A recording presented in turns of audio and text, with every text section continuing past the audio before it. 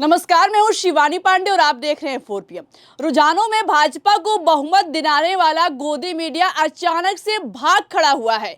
जो बीजेपी शुरुआती रुझानों में बहुमत हासिल कर चुकी थी, उसकी तीसरे राउंड की काउंटिंग होते ही कैसे हालत खराब हो गई है और अमित शाह ने कैसे नतीजों से पहले ही 40 सीटों पर हार मान ली है, इस पर जानकारी देने के लिए प्रियंका जी मौजूद हैं। प्रियंका जी, बीजेपी ने तो मिठाई बांटना भी शुरू कर दिया था, तो अब अचानक से क्या हो गया? हो ये गया है कि 2021 के विधानसभा चुनावों की तरह एक बार फिर से बंगाल में पूरी तरीके से तस्वीर पलटती हुई नजर आ रही है। मैंने आपसे पहले ही कह दिया था कि जब तक फाइनल नतीजे नहीं निकलकर सामने आते हैं तब तक हम अंतिम परिणाम की घोषणा नहीं कर सकते हैं। फिलहाल अब वही कुछ होता हुआ नजर आ रहा है। आपको बता दें शिवानी, पहले तो चुनाव आयोग के रुझानों में भारतीय जनता पार्टी को पूर्ण बहुमत मिलता हुआ दिखाई दिया, लेकिन अब ये तस्वीर पलटती हुई नजर आ रही है। गोदी मीडिया ने तक रुझानों में पलटी मार ली है और कैसे अब हालात हैं और क्या लेटेस्ट अपडेट निकलकर सामने आया है, इसके लिए न्यूज़ 24 के रुझानों की तस्वीर आप देख सकती हैं। इसमें साफ दिखाई दे रहा है कि बंगाल की 294 सीटों में से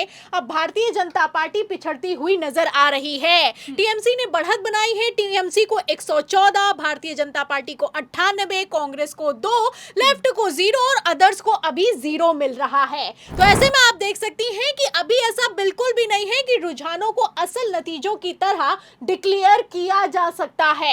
अभी फिलहाल पूरी तरीके से तस्वीर साफ नहीं हुई है। जैसे ही तीसरे राउंड से काउंटिंग आगे बढ़ी है और ममता बनर्जी के इलाकों में ईवीएम खुलना शुरू हुई है, उसके बाद से रुझान कैसे पलटते हुए नजर आ रहे हैं आप देख सकती हैं। आपको बता दें कि बंगाल के चुनावों की अगर बात की जाए तो राजनीतिक विश्लेषकों ने पहले ही दावा कर दिया था कि बंगाल चुनाव जीतना भारतीय जनता पार्टी के लिए इतना आसान नहीं होने वाला है। इसीलिए किस तरीके से एक लौती ममता बनर्जी को हराने के लिए कैसे गृह मंत्री अमित शाह ने बंगाल में पूरा का पूरा सिस्टम लगा दिया, ये किसी से छुपा हुआ नहीं है। फिलहाल अगर नतीजों की बात की जाए तो जैसे रुझान निकलकर सामने आ रहे हैं, ऐसे में इतना तो साफ हो चुका है कि पिछली बार की तरह ममता बनर्जी को उतनी ज्यादा सीटें तो नहीं, लेकिन हाँ, कांटे की टक्कर जरूर दिखाई दे रही है।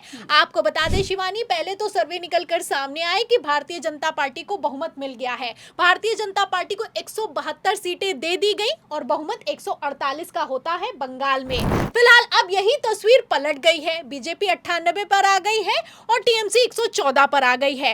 इन रुझानों से आप समझ सकती हैं कि अभी तक कोई डिक्लेयर पोजीशन निकलकर सामने नहीं आई है। वहीं अगर भवानीपुर की सीट की बात की जाए, जो ममता बनर्जी का मुकाबला जहां पर शुभेंदु अधिकारी से है, वहां पर मैं आपको बता दूं कि शुरुआती रुझानों में ममता बनर्जी लगातार पीछे दिखाई दी, लेकिन अब जब तीसरे राउंड की काउंटिंग पूरी हो चुकी है तो ममता बनर्जी ने शुभेंदु अधिकारी को पछाड़ दिया है।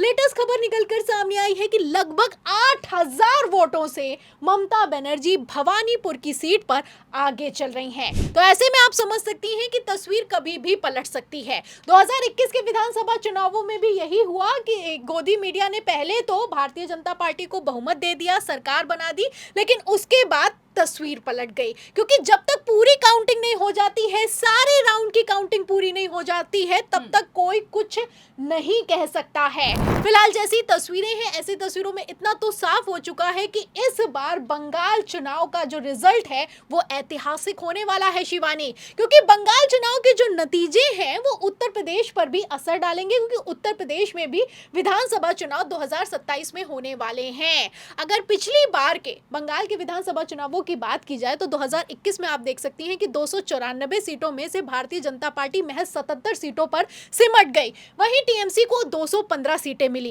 यहां पर मैं आपको बता दूं कि दावे तो किए जा रहे थे जब रुझान निकलकर सामने आए कि भारतीय जनता पार्टी को 200 प्लस सीटें मिलने वाली हैं, लेकिन फिलहाल 2021 के फाइनल नतीजे आप देख सकती हैं। तो फाइनल नतीजों की अगर बात की जाए तो कुछ ही घंटों में तस्वीर पूरी तरीके से साफ हो जाएगी। कहीं पर भारतीय जनता पार्टी को आगे दिखाया जा रहा है, कहीं पर टीएमसी को आगे दिखाया जा रहा है और कहीं पर कांटे की टक्कर बताई जा रही है।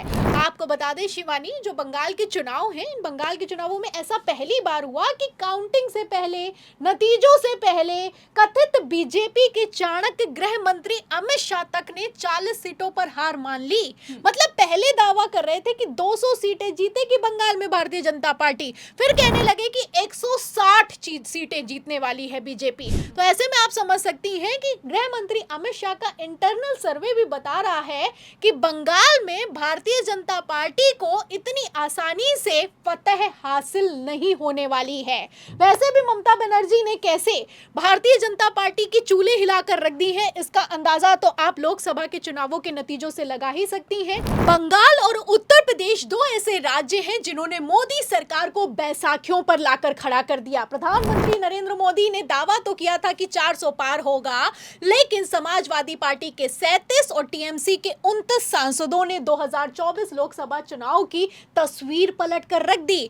आपको बता दें शिवानी, बंगाल के चुनाव 2027 के उत्तर प्रदेश चुनाव पर भी असर डालने वाले हैं। इसीलिए बंगाल के चुनावों में गृह मंत्री अमित शाह ने अपनी पूरी ताकत लगाई। मतलब एक देश के गृह मंत्री को दूसरा कोई काम नहीं बचा है। 15 दिनों से लगातार बंगाल में किस तरीके से चुनाव को मैनेज किया गया, और चुनाव आयोग ने बिहार और दिल्ली से भी बड़ा खेला बंगाल में करने की कोशिश की, ये किसी से छुपा हुआ नहीं है।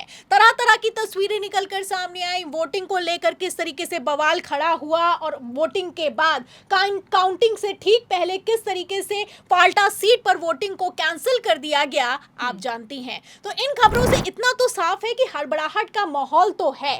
फिलहाल जैसी तस्वीरें हैं, जैसे रुझान है, ऐसे हालातों में बंगाल के असल नतीजे क्या होंगे ये कुछ ही देर में साफ हो जाएगा, और जब साफ हो जाएगा तब हम अपने दर्शकों को भी अपडेट कर देंगे।